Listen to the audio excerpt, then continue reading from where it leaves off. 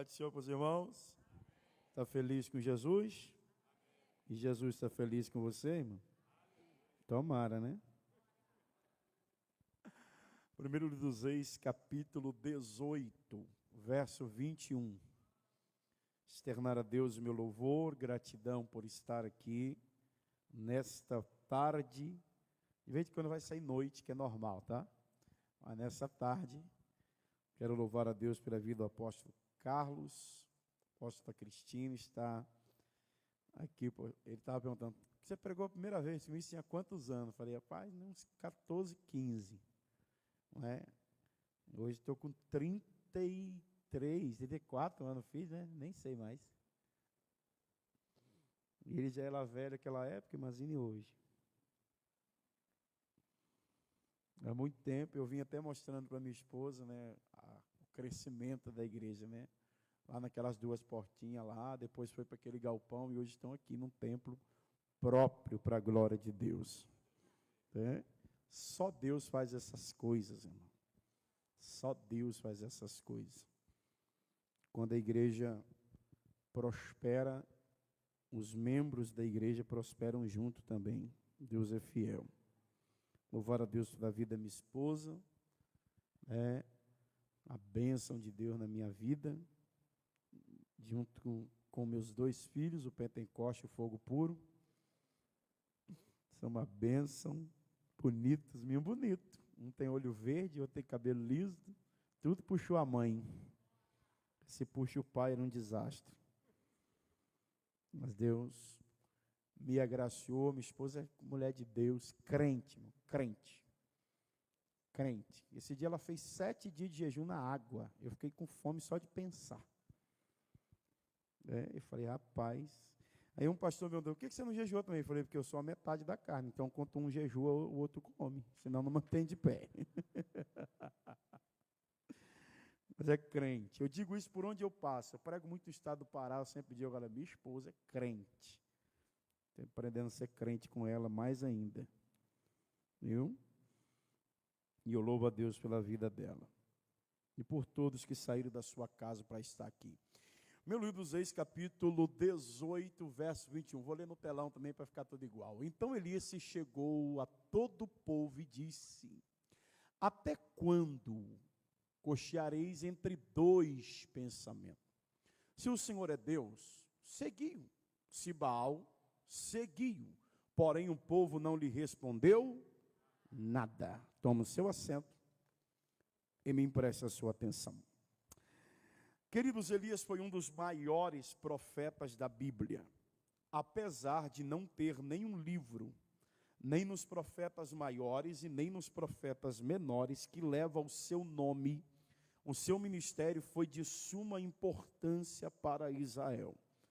Porque a Bíblia diz que nesse período que Deus o levanta como uma voz profética, Acabe juntamente com Jezabel estavam governando sobre a nação de Israel. Bem verdade que Acabe governava Israel e Jezabel governava Acabe dentro de casa. Automaticamente quem governava Israel era Jezabel, porque ela tinha o poder de controle sobre o seu marido.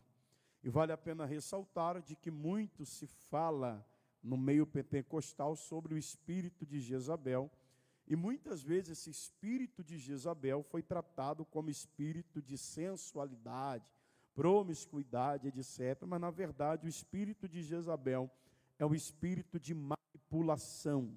Jezabel representa aquele tipo de pessoa que gosta de manipular as outras, criar montinho, criar rebelião. Este é o espírito de Jezabel, porque Jezabel de fato manipulava Acabe para que Acabe governasse Israel segundo o mandato dela, que era totalmente devota a Baal.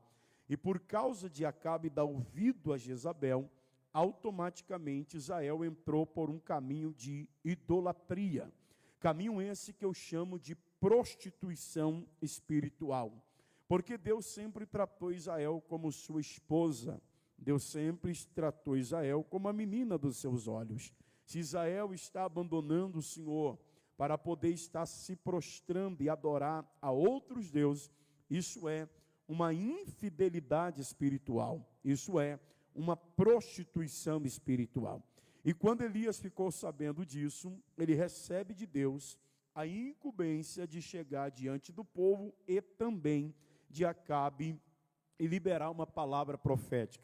Elias diz o seguinte: Acabe, a partir de hoje, segundo a minha palavra, não haverá mais chuva e não haverá mais orvalho sobre a face da terra até o dia que eu voltar para falar que vai chover. Muitas pessoas pegam esse texto fora de contexto para dizer que tudo que eu falar vai acontecer, porque Elias profetizou segundo a sua própria palavra e aconteceu. Mas a verdade é que Elias não profetiza segundo a sua própria palavra. Elias está firmado numa ordem que foi dada por Deus a Moisés.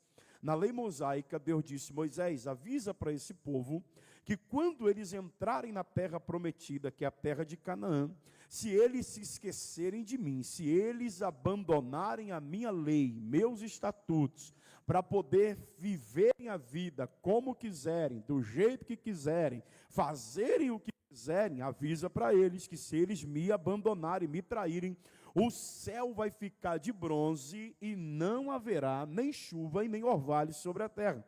Como Elias conhecia a lei de Moisés e sabia o que Deus já tinha dito, então ele pega o que o próprio Deus disse, transforma em uma palavra profética e libera sobre o povo.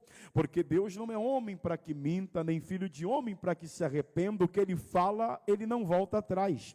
E como Deus não volta atrás naquilo que ele mesmo fala, Elias libera a palavra e Deus assina embaixo. Ele diz: foi eu que disse que ia trancar o céu, então tranca tudo, e a partir de hoje nem chuva e nem orvalho cairá mais sobre a face da terra.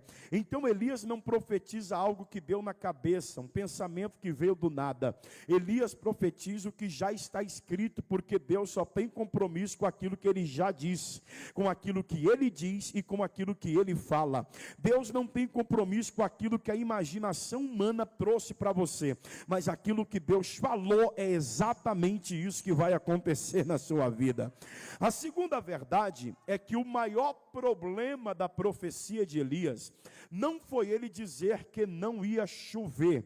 O maior problema é o que ele diz depois. Ele diz: não vai chover, e só volta a chover quando eu voltar para falar. O que Elias está dizendo para Acabe? Ele está dizendo: a sua mulher Jezabel, ela tem 850 profetas que comem na mesa dela, se alimenta do que ela põe na mesa, ela compra esses profetas com comida e com posições ao redor dela, mas avisa para ela que os 450 profetas de Baal, os 400 de Azera, pode fazer um coral de 850 vozes e profetizar que o céu não abre. Eles podem fazer uma fila e profetizar um por um que o céu não abre, porque a palavra que abre o céu está na boca desse profeta, e só vai chover quando eu voltar para falar que vai chover. Se eu não voltar para falar, o céu não abre. Elias está dizendo para Acabe: a palavra que está comigo, só eu tenho poder para desfazer dela. Deus assinou embaixo e não houve chuva e não houve nada mais sobre Israel, nem chuva e nem orvalho, até que Elias voltasse. Talvez nosso pensamento é que Elias seria aplaudido, ovacionado pela nação de Israel, mas a Bíblia diz que quando Elias termina de profetizar, Deus se apresenta para ele e diz: foge, vai para o ribeiro de Querite, se esconde ali, porque eu já ordenei os corvos para te sustentar ali. Deus está dizendo: escapa, foge, vai embora, porque senão você vai morrer. Só que a ordem que Deus dá para Elias é interessantíssima, que Deus diz para ele: vai para o ribeiro de Querite, vai futuro, porque eu já ordenei os corvos. O verbo ordenar está conjugado no passado. Deus diz para ele: vai futuro. Ele ainda não foi, ele ia, mas Deus disse: eu já ordenei, passado, os corvos para te sustentar ali. Você não precisa precisa ser bom demais no português para entender que o que Deus está dizendo para Elias é: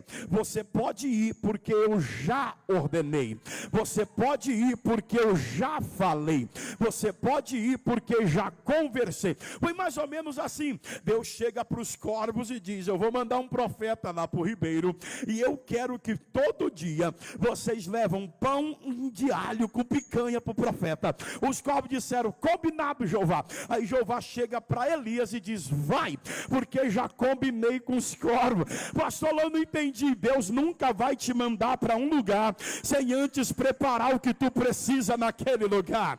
Deus nunca vai te mandar para um lugar sem antes preparar o teu sustento naquele lugar. Segura que eu já vou começar.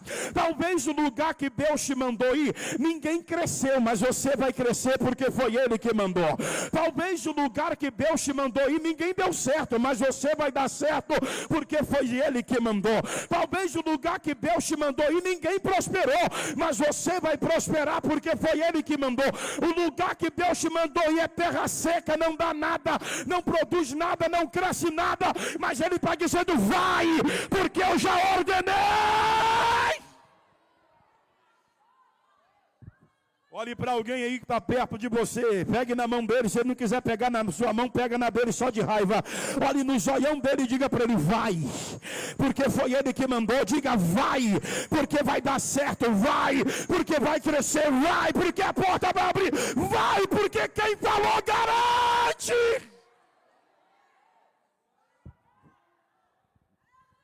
Elias vai para lá. Todo dia os corvos traziam pão e carne para ele. Pão de alho e picanha. Por quê? Porque Deus só dá o melhor. Você acha que Deus ia mandar para ele uma 100? Melhor. Todo dia. Só que o texto diz que um dia a água do ribeiro secou. Isso aqui é interessante. Por quê? Porque quem profetizou que não ia chover? Elias. Só que ele também bebia água. Elias vai profetizar para a nação que vai faltar o que ele precisa também: água. E o ribeiro seca por causa da profecia. Não tem mais chuva, então o ribeiro também se secou. Isso é interessante. Por quê? Porque às vezes Deus vai te usar para profetizar coisas na vida dos outros que às vezes até você mesmo está precisando. Quantas vezes você olhou para alguém e disse: vai dar tudo certo, e a sua vida, até o cedo certo, sumiu? Quantas vezes Deus mandou você profetizar para alguém: Deus abriu uma porta de emprego, abriu, e você desempregado há um ano? Deus mandou você falar para alguém: vou te dar um carro, e não deu, e você continua vindo de Uber ou de faixa branca para a igreja. Por quê? Porque ser profeta é um dilema. Às vezes Deus vai mandar você profetizar para outro o que você precisa. Para quê? Para te testar. Por quê? Porque se você não tiver medo de liberar a profecia para a vida de alguém, o Deus da profecia também não vai segurar o que Ele tem preparado para a tua vida. Deus está testando a sua fidelidade ao ministério que Ele te entregou. Ele diz: não vai chover, mas e ele? Agora ele está com falta d'água. Só que como ele não teve medo de profetizar, para que a nação se consertasse, Deus disse: se levanta. Por quê? Acabou a água daqui, mas eu já preparei um lugar para o teu sustento. Vai para a cidade de Serepta, ou Zerefate, como você preferir. Porque lá em Serepta, ou Zerefate, eu já preparei uma viúva para te sustentar. O Elias deve ter pensado: meu Deus, se aqui no ribeiro eu estou comendo pão de alho com picanha, imagine na casa dessa viúva. Só que quando ele vai, ele chega diante da viúva e diz: se como a senhora me dá um pouco de água. Quando ela vai buscar água, ele diz: aproveita e faz um bolo para mim que eu estou com fome. Ela olha para o profeta, que ela está catando graveto no quintal, para poder acender uma fogueira. Ela diz: homem de Deus, água tem, agora o bolo, eu só tenho um pouquinho de farinha na panela, um pouquinho de azeite na botija. Está vendo esse graveto aqui? Estou indo preparar o último bolo para mim e para o meu filho. Nós vamos comer. E partiu. Morrer. Olha o que Elias vai falar para ela. Pegue esse mesmo ingrediente. Qual? A farinha da panela, o azeite da botija. Esses mesmos gravetinhos na tua mão. Se precisar de fogo, é só falar comigo. e faz um bolo para mim. Irmão, se eu tivesse lá, Alain Miranda, estivesse lá, naquela cidade, eu dava uma surra no Elias. Porque qual homem, no seu estado normal, vai pedir para uma viúva com um único filho, o único bolo que ela tem? Esse cara não é normal. Só que, lendo o texto, eu descobri que a culpa dele pedir o bolo foi dela. Por que a culpa foi dela, pastor? Porque ela disse, eu vou fazer o bolo, eu vou comer, meu filho vai comer, e nós vamos... Elias pensou, se vai comer para morrer, qual a diferença de morrer sem comer, filho? Tu vai morrer de qualquer jeito. Ele diz, já que tu vai comer para morrer, morre com fome e faz o bolo para mim. Agora, se a senhora entregar o bolo, assim diz o Senhor. A gente dá glória, a gente dá... Mas escute o seguinte. Hoje, século 21, você vai em qualquer mercado de bairro, grandes mercados, você vai naquela área onde vende as massinhas de bolo e a dona Regina melhorou a vida da gente. Por quê? Porque até eu sei fazer bolo, gente. Você pega 2 ovos, não sei quantos ml de leite mesmo, amor, que toda vez ela aqui resolve. 150, aí as irmãs sabem. Se não tiver batedeira, vai no braço mesmo. Aquele trem misturou. Samei uma manteiga no negócio lá, no tabuleiro, põe no fogo, cheirou. Está pronto. Faz um cafezinho, ó, manda para dentro. Naquele tempo, meu irmão ia para a cozinha, e a massa daqui, joga no teto, joga no chão, passa o rolo em cima. Por quê? Porque senão o trem ficava tão duro que nem o diabo queria como oferenda na encruzilhada. Não tinha massinha pronta. Essa mulher vai para a cozinha com uma palavra na cabeça dela. Qual? Se eu entregar, não falta. Se eu entregar, não falta. Se eu entregar, não falta. Só que em contrapartida o diabo está na cabeça dela. Vai entregar? E se ele estiver mentindo? E se for engano? E se ele comer o bolo e depois falar, te enganei? Teu filho vai morrer. A senhora também. Porque toda vez que Deus libera uma palavra sobre a tua vida, o diabo também manda o demônio com a negativa dele. Agora, eis a questão, que agora vai pegar. Não adianta você vir para um culto de domingo, de quarta, de segunda, qualquer dia da semana, em qualquer lugar que você for, e receber uma palavra profética e ficar de braço cruzado achando que ela vai se cumprir. Por quê? Porque a palavra profética na vida dela só ativa quando ela reage.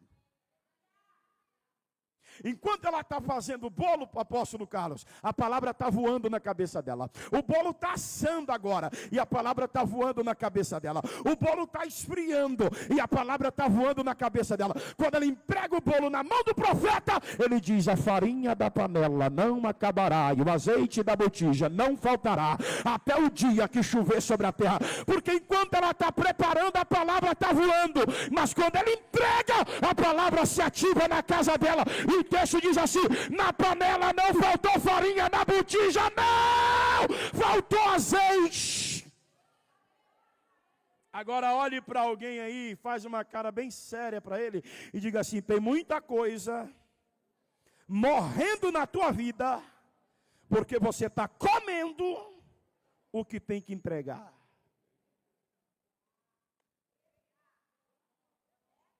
Se ela come o bolo, era o último, mas como ela entrega, não faltou até o dia. Agora, por que ele diz para ela, não vai faltar até o dia? Porque a partir daquele dia, ela entra num processo chamado provisão. Quem gosta de ver provisão, diga amém. Deus te ajude, eu odeio. Providência é a coisa mais esquisita do mundo, gente. Você precisa de R$1.000. Jeová manda quanto? 1.000. Aí você diz, Jeová, mas eu vou ter que ir lá no centro depositar o dinheiro. Hoje não mais, não, hoje tem Pix. Lá depositar o dinheiro, ele diz, vai, mas como? Só tem 1.000, eu preciso dos 1.000, vai a pé. Provisão é quando chega a conta. Deus não te chamou para viver de providência, irmão. Se ele chamasse para viver de providência, ele deixaria escrito: eu farei com que você tenha todo dia ali regado, quase morrendo. No final do dia o banco vai fechar e chega a providência. Não, não. Ele disse: eu vim para que tenham vida, e vida em abundância. Não é ter conta-gota, abundância é ter para você, para dar para os outros e não te fazer falta. Então diga comigo: providência é um tempo.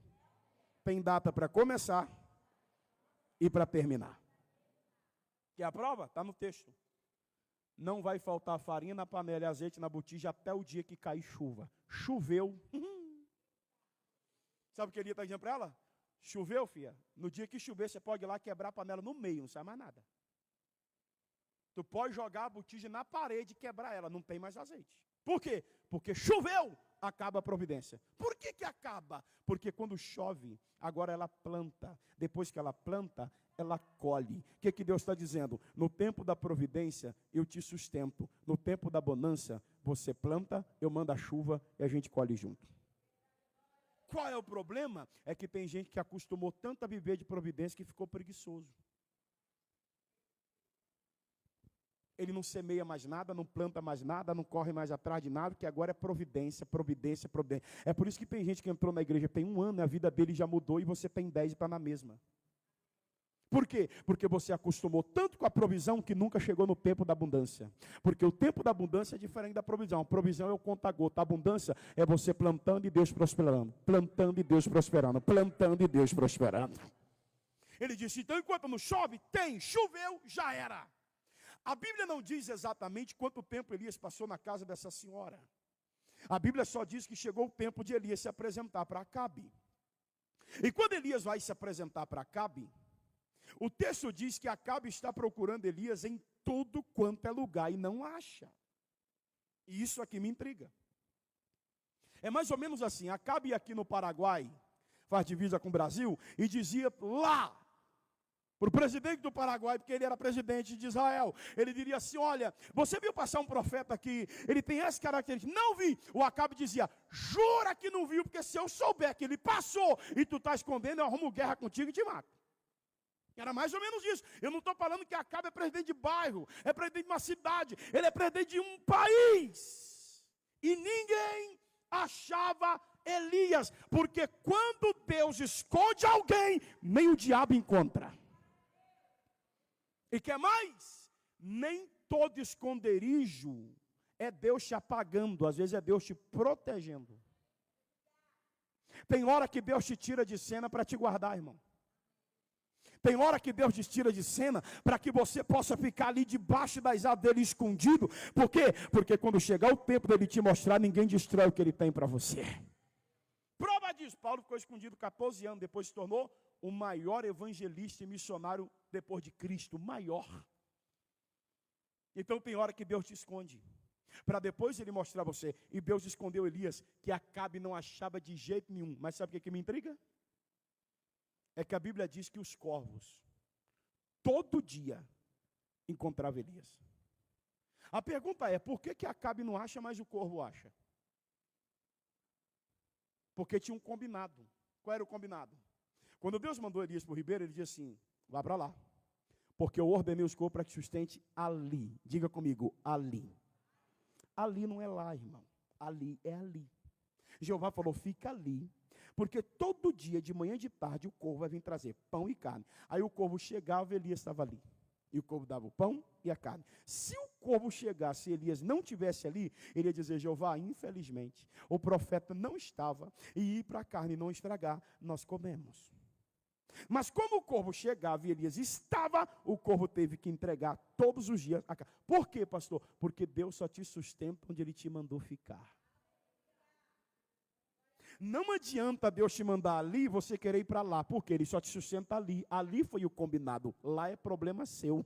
Se você foi para um lugar que Deus não te mandou ir, a provisão não te acompanha. Mas se você ficar onde Deus te mandou ficar, a provisão vai bater na tua porta sempre que você precisar dela.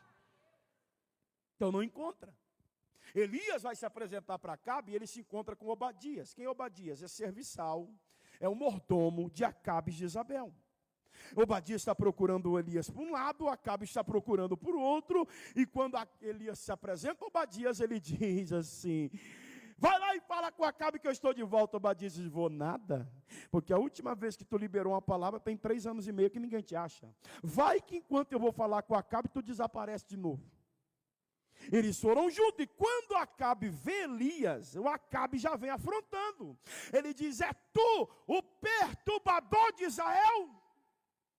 Elias disse: perturbador é tu, que levou o povo para o caminho da idolatria, da prostituição espiritual, que levou para o caminho da perversidade. Porém, junta os teus profetas, leva 2 novilhos, e nós vamos subir o Monte Carmelo, e quando nós chegarmos lá em cima, nós vamos provar quem é Deus em Israel, porque o Deus que responder com fogo, será o Deus dessa nação. A minha pergunta é: por que a proposta é Deus responder com fogo, se Israel está precisando de água? Não seria mais fácil Elias dizer assim: nós vamos subir lá em cima, e quando chegar lá em cima, o Deus que responder com água, vai ser o Deus de Israel. Mas ele diz: nós vamos subir, e o Deus que responder com fogo. Primeiro que Baal era tido como Deus da fertilidade, o Deus da natureza, o Deus que sabia fazer tudo. Ele fazia fogo descer, chuva cair e a plantação crescer. E o Baal, que era o tal do Baal, em 3 anos e meio não fez nada. Mas agora a proposta de Elias é: a gente sobe, e o Deus que responder com fogo será o Deus de... Por que fogo? Porque água é uma necessidade de Israel. Fogo é uma necessidade espiritual, porque o fogo do coração dele já estava apagado. Deus está dizendo: eu posso até mandar água, mas primeiro eu tenho que acender o fogo. Porque Deus nunca vai atender uma necessidade tua sem antes você corresponder a dele. Primeiro Deus vai resolver o problema espiritual, depois ele manda tudo o que você precisa. Então por isso ele diz: o Deus que responder com fogo será o Deus deste lugar. Sobe para o Carmelo. Um rei desviado, uma nação dividida, e 850 profetas comprados, e um profeta de Deus. É injusto a conta. Um rei dividido, uma nação desviada, 850 profetas comprados, e um crente. Deus não precisa de muito, ele precisa de um que crê. Aí quando chega lá em cima, entra o texto que nós lemos. Elias chama todo o povo e diz: até quando vocês vão ficar em 2 pensamentos? E olhe para mim. Ele diz assim: se o Senhor é Deus, segue Ele. Se Baal é Deus, vai atrás dele. 2 coisas aqui me chamam a atenção. Primeiro, se Elias estivesse falando isso com o Egito, com a Síria, com a Babilônia, com qualquer outra nação que não fosse Israel, eu entenderia. Mas Elias está falando com a nação que dizia ser a nação escolhida por Deus. A esposa de Deus, que Deus tratava Israel assim. Tanto é que numa das falas de um dos profetas, ele disse que se divorciava de Israel.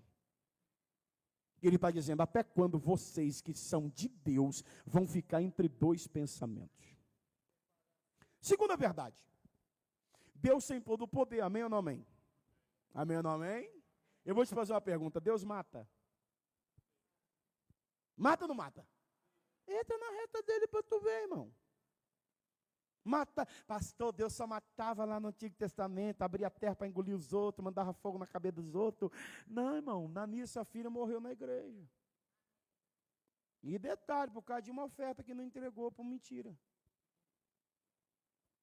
Não é que eles eram obrigados a entregar, mas mentir para quê? Mentiu diante do profeta e ó, partiu.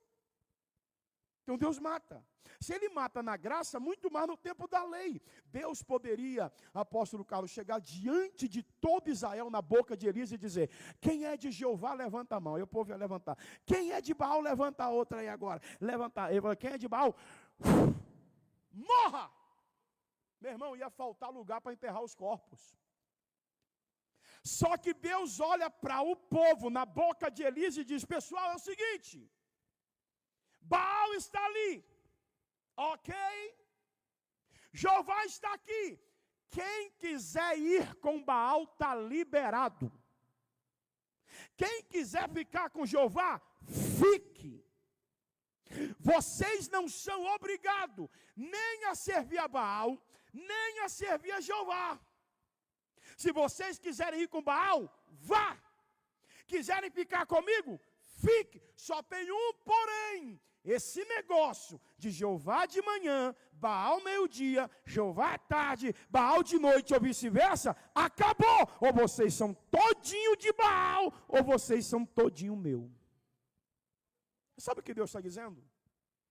O que lá na frente Jesus vai dizer em uma das igrejas do Apocalipse.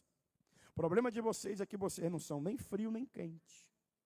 O problema de vocês é ser morno.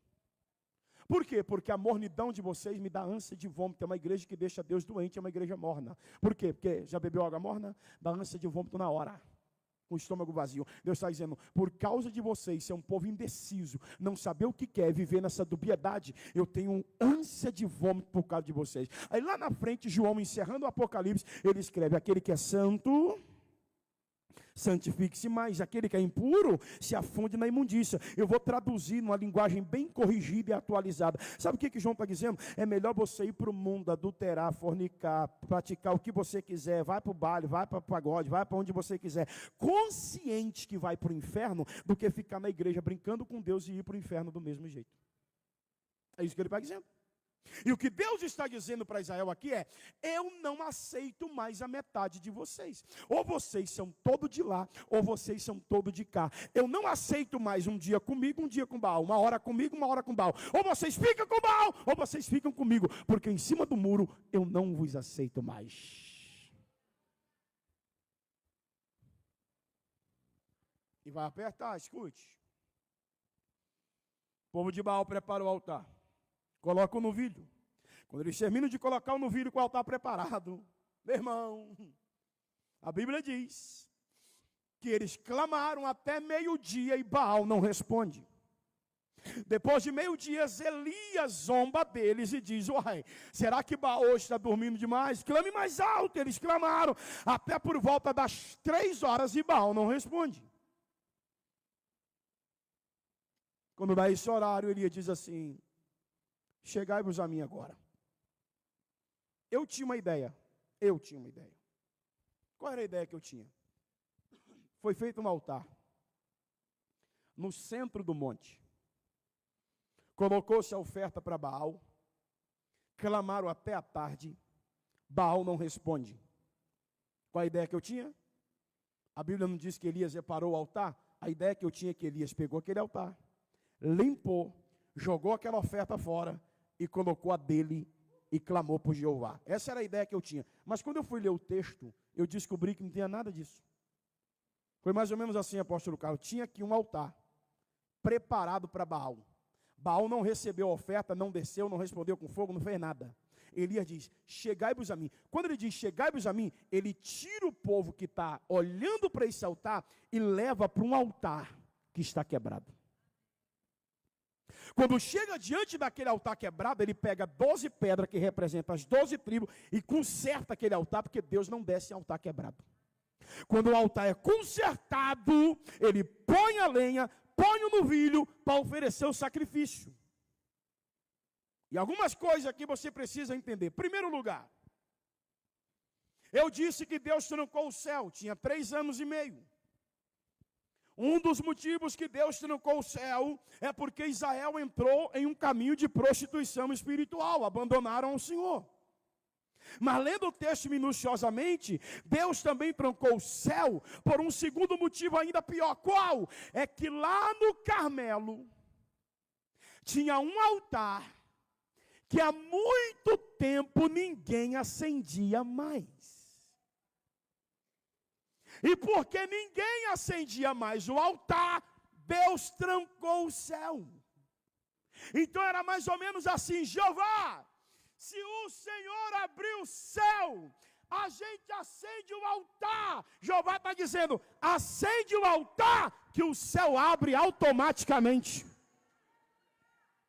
Por quê? Porque na vida de quem tem altar aceso, não existe céu trancado.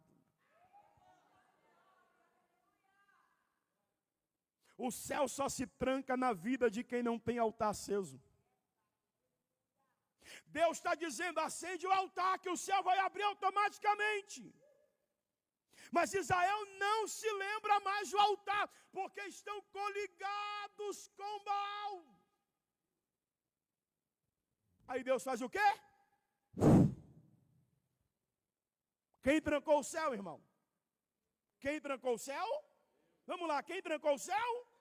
Não foi diabo, não foi macumba, não foi inveja, não foi palavra de maldição. Quem trancou o céu? Deus. E agora vai.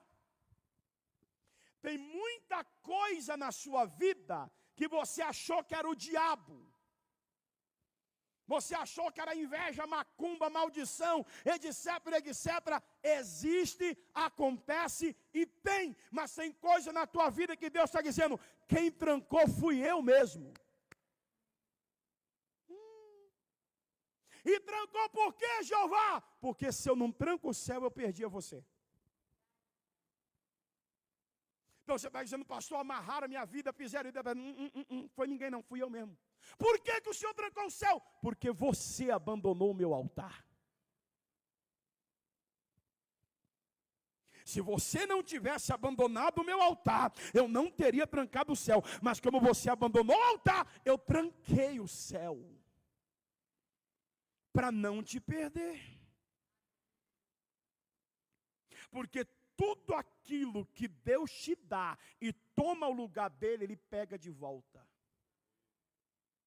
Quer uma prova? Abraão esperou 100 anos para ter a promessa que era Isaac. Depois que Isaac nasceu, Abraão só queria saber de Isaac.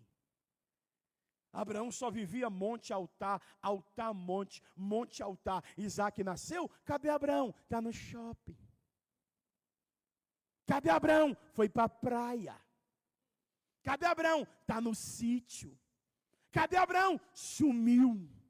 Aí Deus um dia chegou para Abraão e falou, ei, eu estou achando que esse menino tomou meu lugar, hein? Abraão disse, tomou não, Jeová. Tomou, não tomou. Então me prova. Entrega ele de volta. Abraão anda 3 dias. Com moço, menino e jumento. Quando chega na terra de Moriá, porque o nome do monte não era Moriá, era o nome da terra. Em Moriá tinha várias montanhas, Deus falou, escolhe uma e sobe. Quando ele subiu, deixou lá no pé do monte o jumento e o servo. Ele sobe com Isaac, que chega lá em cima. Isaac já estava na casa dos 14, 15 para 16 anos. Quando põe o menino em cima do altar, que ele pega o cutelo, que ele vai matar o menino, Deus disse, Abraão! Não faças tal coisa, mas foi o Senhor que pediu, não faça, foi o Senhor, não faça, por quê? Porque eu pedi Isaac, mas eu queria era você de volta.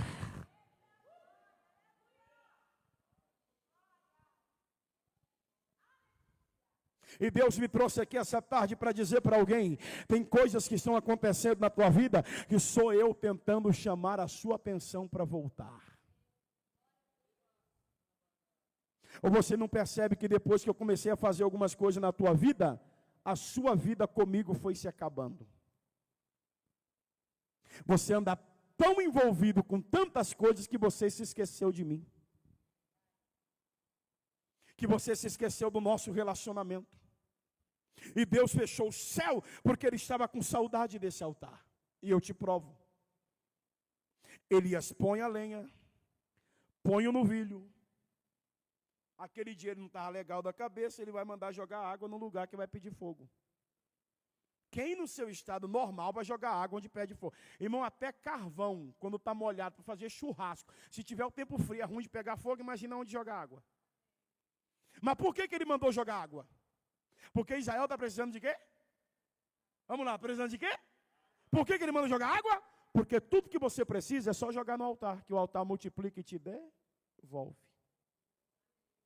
Por isso que ele está dizendo, vocês querem chuva? Queremos, então joga água. Por quê? Porque o altar vai multiplicar, porque essa chuva, essa água aqui vai se transformar em nuvem. A pequena, ou você acha que aquela nuvem pequena do tamanho da mão de um homem veio de onde? Dos 4 cântaros que jogaram.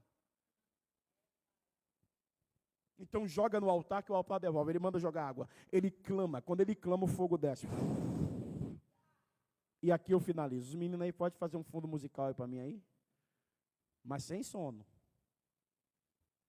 Escute. O fogo desce. Quando o fogo desce, algumas coisas acontecem. Em primeiro lugar, o fogo consome a lenha. A lenha consome a oferta. Jeová não come. Ele sente o aroma da oferta queimada. Quando ele sente o aroma da oferta queimada, bate uma saudade. Saudade de quê? Daquele altar. Não tem nenhum altar na Bíblia, nenhum, que Deus fez o que fez com o altar do Carmelo. A Bíblia diz que o fogo, depois que a oferta é consumida, sobra aquele aroma, o fogo desce de novo. Consome a pedra. A pedra vira pó. A Bíblia diz que aquele fogo consome o pó da pedra. A Bíblia diz que em volta tinha uma água. O fogo vem e pega toda a água. Você consegue entender que Deus desceu para receber a oferta e acabou levando o altar inteiro? Me mostra na Bíblia outro lugar que aconteceu isso. Não tem. O único altar que Deus desce com fogo para pegar a oferta e ele leva o altar todinho é o altar de Elias. É Deus dizendo, eu estava com tanta saudade, que eu não quero só oferta não, eu quero o altar todo. Por que ele quer o altar todo? Porque a sua oferta sem você não vale nada. Não adianta você entregar uma boa oferta se você não se entrega. Porque quando você entrega uma oferta, Deus tem oferta. Quando você se entrega, Ele tem tudo que te pertence. E Deus não quer o que você tem, Ele quer você, porque Ele tendo você, Ele tem tudo que você tem. Eu queria que você olhasse para esse irmão bonito aí do seu lado. Dissesse para ele assim, na verdade, Deus está com saudade do seu altar. Diga para outra pessoa, diga, Deus está com saudade do seu altar. Ele tem saudade de quando Ele podia te visitar, irmão. Saudade de quando você tinha tempo para Ele.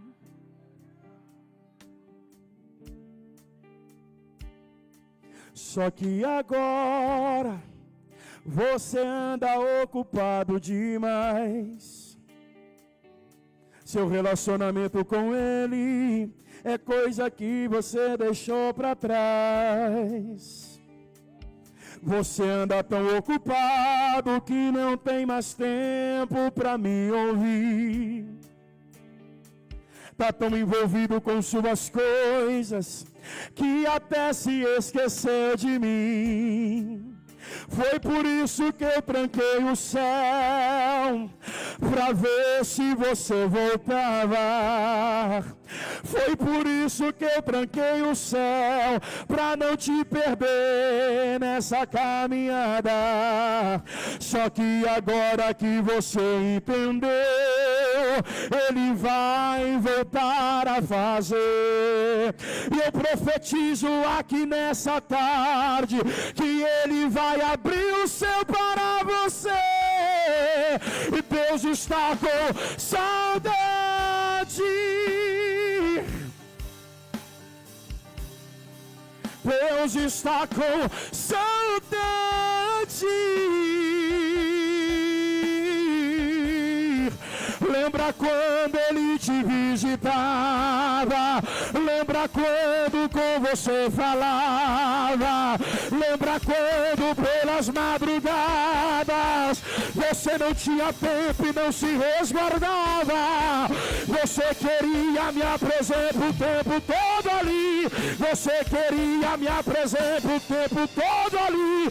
Só que agora você se esqueceu de mim. Por isso eu tranquei o céu, para que você voltasse para mim. Mas agora eu vou abrir de novo. Eu vou fazer tudo de novo. Eu vou trazer para tua vida um renovo. Eu profetizo que isso vai acontecer aqui agora de novo. Ele vai te visitar outra vez.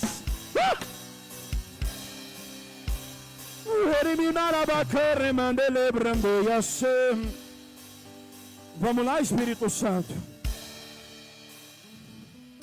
Será que não se lembra quando nós dois andávamos por aí, você deixava suas coisas para depois? Será que não se lembra quantas vezes andando no caminho você falava pela rua e alguém pensava que eu tinha te enlouquecido? É que minha presença estava ali. Ninguém podia me ver, mas eu estava ali. Ninguém me contemplava, eu estava ali. Alguém pensava, ele está louco, mas é que a minha presença estava ali. Falando, te tocando e te enchendo. Falando, te tocando e te enchendo. Só que agora, quando eu venho te visitar, você não tem mais tempo para me escutar. Por isso eu tranquei o céu. Por isso eu fechei a porta. Agora que não tem mais emprego, não tem mais empresa, eu sou tua única resposta. Volta para o altar. Vamos de novo recomeçar. Será que não sente saudade de quando eu podia te visitar?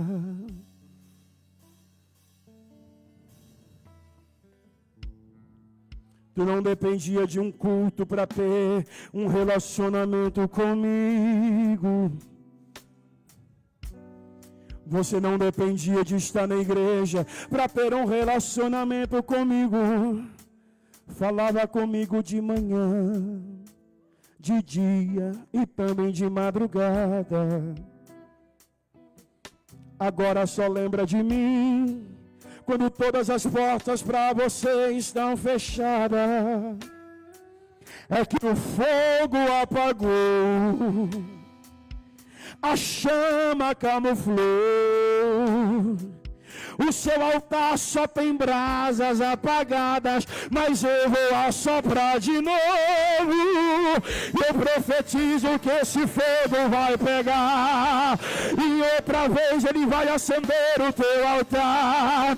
E se o diabo achou que você ia parar, receba essa presença que já está nesse lugar.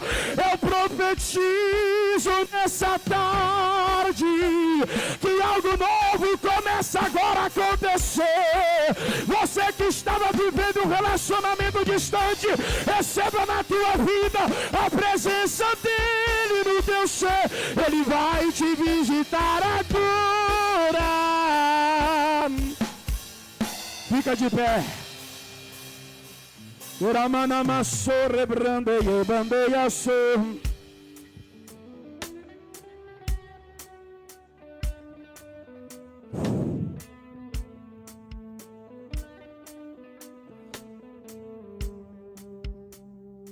Eu sinto Deus aqui. Sinto graça de Deus aqui. E eu vou te fazer um convite agora, escute. Talvez esse altar que está apagado é a sua vida, irmão. E eu não estou falando para ímpio, eu estou falando para crente. Como está o teu relacionamento com Deus? Pastor, já fui mais crente, já orei mais, já me consagrei mais, já busquei mais, já priorizei mais. Hoje parece que a vida está tão corrida que eu não tenho tempo. Não, você não tem prioridade, porque tempo quem cria é a gente.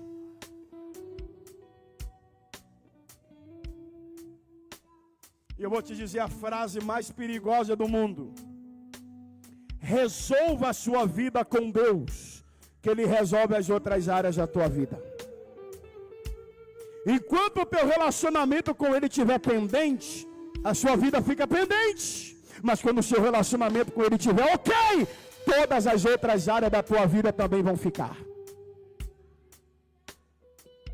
E se você essa tarde recebeu essa palavra, e você quer voltar, eu não estou falando voltar para Jesus, mas voltar a acender a chama do seu coração. Já foi falado muito sobre arrependimento aqui. E você sabia que nós devemos nos arrepender pelo pecado de não orar, de não buscar a Deus, porque orar é mandamento. A Bíblia diz orai, ela não diz para orar quando quiser. E o Espírito Santo falou no seu coração: pastor, eu preciso de um renovo, eu preciso que Deus faça algo diferente na minha vida. Eu quero que você saia do seu lugar e venha aqui, nós vamos orar. Todo mundo junto. E eis uma questão. Qual a questão? Você tem que ter coragem para admitir.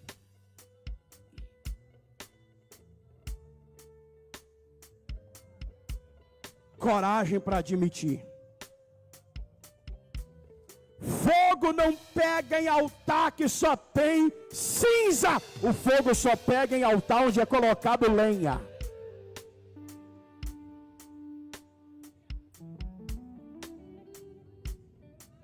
E a primeira oração não sou eu que faço, é você. Diga a Deus: eu tenho falta, eu sinto falta, eu sinto que eu preciso, eu sinto que eu estou longe, eu sinto que eu tenho que voltar, porque depois disso,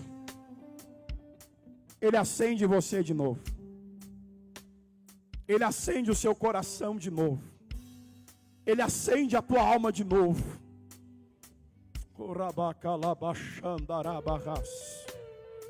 Tem gente que é batizado no Espírito, tem anos que não fala uma língua sequer. Tem gente que é batizado no Espírito e não fala mais, não sente mais. E o Espírito Santo está dizendo: não deixa nada camuflar o fogo que eu acendi dentro de você. É tarde de renovo, é tarde de recomeço. Receba a minha graça sobre a tua vida. Eu te levanto aqui agora.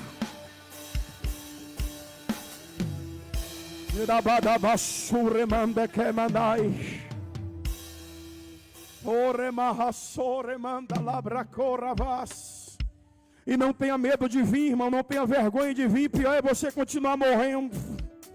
Não tenha medo de vir. É melhor recomeçar no altar do que morrer daqui uns dias. É melhor recomeçar no altar do que parar daqui a algumas semanas. É melhor recomeçar no altar do que morrer no meio da caminhada. O Espírito de Deus está dizendo: eu vou chamear fogo no teu altar de novo. Eu vou trazer fogo. Talvez você está igual Israel. Tem 3 anos e meio que não acontece nada aí. Mas Deus está dizendo: eu vou te acender, te acender, te acender, te acender. Ramana banda raba corre mandele brandeia banda raba chore mai.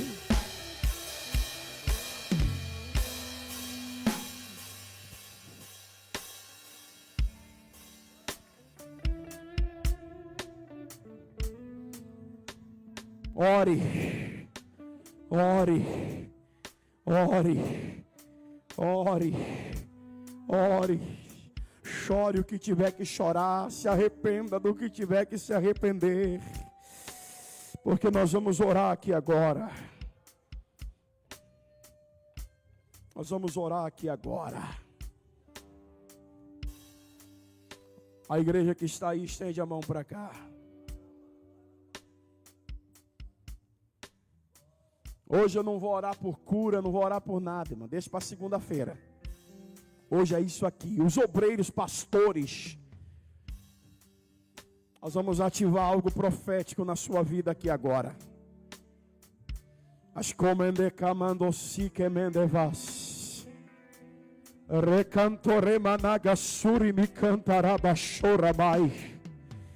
Deus vai começar a fazer uma coisa nova em você aqui agora.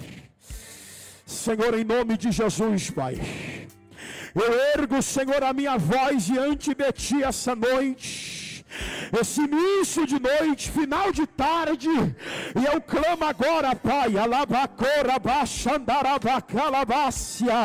sobre a vida de cada irmão, de cada irmã que está aqui agora.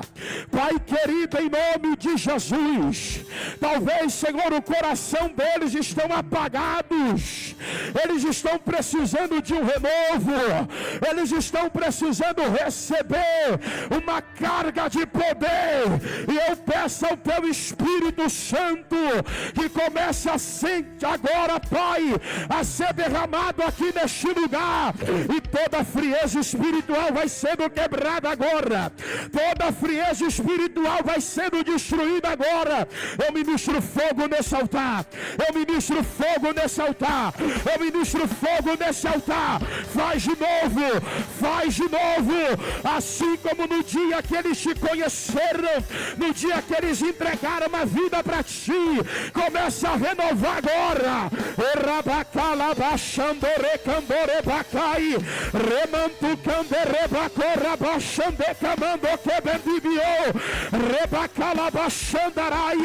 Receba uma ativação profética agora. Receba renovo na tua alma agora. Receba fogo, receba fogo, receba fogo. Ele te acende, Ele te acende, Ele te acende, Ele te renova agora. Em nome de Jesus, em nome de Jesus, em nome de Jesus, em nome de Jesus. Vai recebendo o renovo do céu, vai recebendo o renovo do céu, vai recebendo o renovo do céu, vai recebendo o renovo do céu. Mais.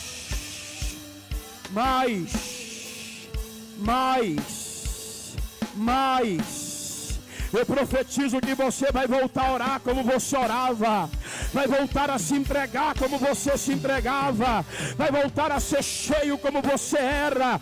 Eu estou profetizando aqui agora que toda frieza vai embora do teu caminho, toda frieza vai embora da tua vida, toda frieza vai embora da tua história. Recebe renovo agora, recebe o abraço do teu Pai agora, recebe a glória de Deus na tua vida agora. Remecanto rebachai, recandore manassuri candarábia, orimida calabara chando quebidai. Recebe fogo agora, recebe fogo na tua alma agora, recebe graça, recebe um chão. Ele está ativando, Ele está ativando, Ele está ativando. O teu ministério vai voltar a brilhar, a tua vida espiritual vai voltar a brilhar. A graça de Deus te toca agora.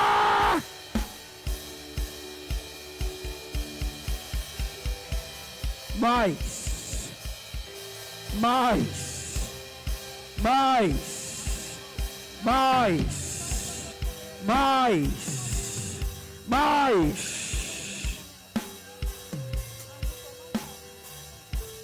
há uma graça de Deus sobre esse lugar, irmão.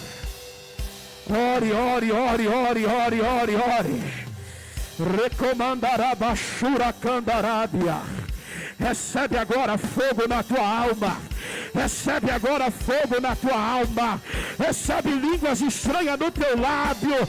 Seja cheia da glória de Deus agora.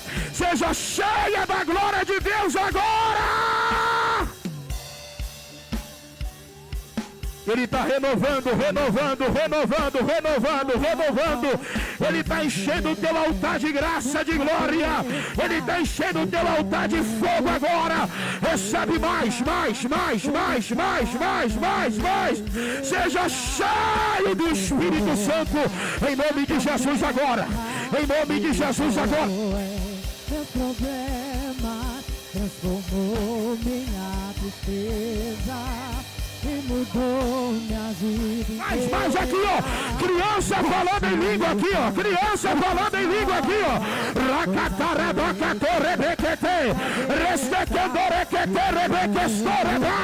Olha o que Deus está fazendo aqui.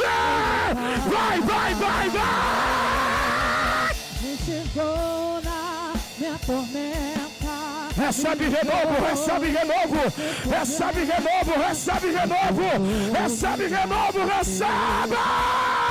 Mudou minha vida inteira. E vestiu com roupas novas. Pois azeite em minha cabeça me deu lugar. Você pode adorar a Ele, cante isso. Leva-me ao lugar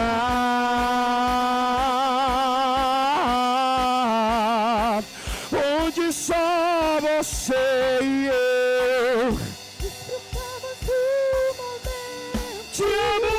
te amo, meu papai.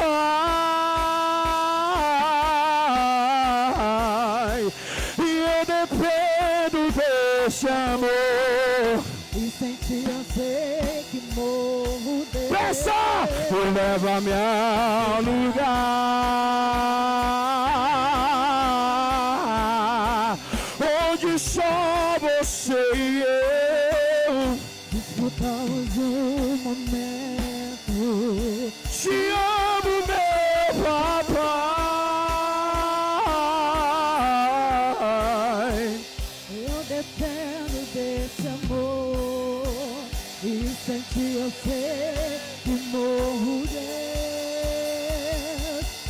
chegou na minha tormenta. Você pode adorar a Ele. Meus problemas. Vai adorando. Na tristeza. Vai adorando. Olha a glória de Deus está aqui. Olha o poder de Deus está aqui. Olha, Deus está enchendo os vasos dele aqui nessa casa. Deus está enchendo os vasos dele aqui nessa casa. Recebe fogo, recebe glória. Recebe fogo, recebe glória. Seja cheio. Olha o renovo. Deus tomou minha tristeza. O meu pai não me rejeita. Segura! Esse rapaz, vem cá, meu filho. Você que olhou para mim agora. Isso, vem cá. Abra a sua mão assim. Kelemasiorevaia. Sorgiesse necalabachúria. Há uma sede dentro do teu coração. Que o Espírito Santo essa noite desceu para matar essa sede. Ele fala contigo nesse finalzinho de tarde, início de noite. Ele separou a tua vida para o ministério. E Ele está quebrando de dentro do teu coração e da tua mente toda a guerra espiritual agora. E Ele está te ungindo por um tempo. E esse tempo é breve, porque Ele tem pressa no que tem para fazer na tua vida. A mesma unção que Deus me deu quando eu tinha 9 anos de idade. E que com 14 anos de idade começou a fazer na minha vida. Ele fará na tua vida em dobro. Ele fará na tua vida em dobro. Essa mão que está estendida diante de mim são mãos que vão operar milagre. Deus está dizendo nessa tarde, o meu Espírito está envolvendo a tua vida de uma tal forma, aonde eu vou tirar toda a timidez do teu coração, todo medo, qualquer coisa que tentava te atrapalhar, e eu estou te trazendo para mais perto. Eu estou te trazendo para um lugar de mais intimidade. Eu vou te revelar os segredos do meu coração.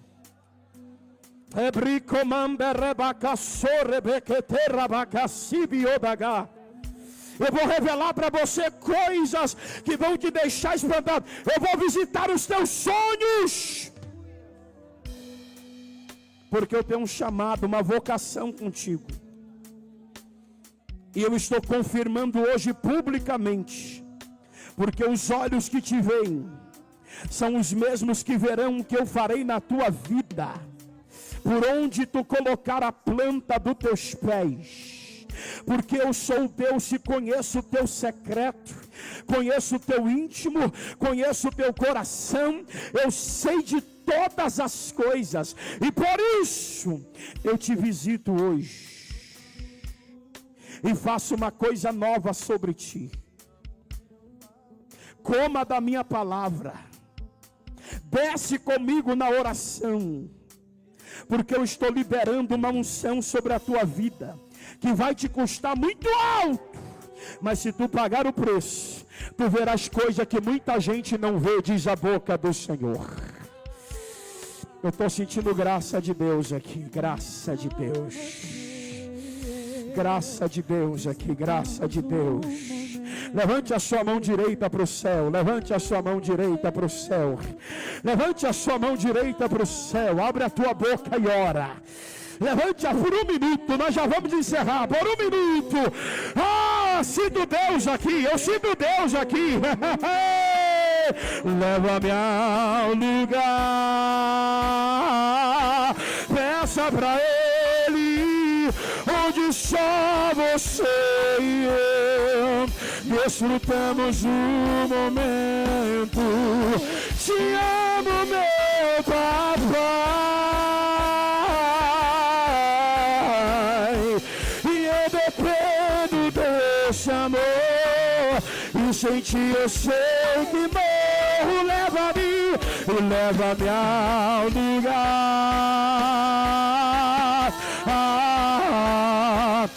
onde só você e eu. Diga te amo, vem meu apóstolo.